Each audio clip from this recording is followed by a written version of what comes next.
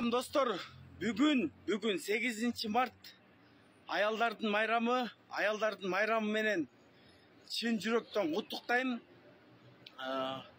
Мындан кийин байма-бай чыга баштайм. Менин бүгүнкү ошол аялдар менен кошо куттуктап кетүүчү эркектер бар, катынга окшогон бир эркектер бар. Парламентте чимкириктер катындан айырмасы жок. Пиарларды кылып алып, ошол жерде 99% чимкирик. Ошол жерде мынакей отурасыңар. Бүгүнкү ошол майрамыңар менен бүгүнкү акыбалда бүгүн катын болуп калдыңар. Ушундай майрамыңар менен куттуктайм. Экинчиден айта кетерим,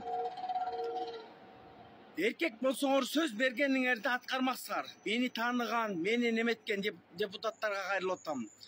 Особенно желательно тетиги Марлен Маматалиев, ынтымак партиясынын. Дагы да жолугабыз. Мен сени гүлдү көтүңө тыгып туруп майрамдатам. Катындан айырмаң жок. Эркекче сөз бергенсиң, аткарган жоксуң. Бүгүнкү күнгө чейин албайсың трубкаңды. Шакал, шымара.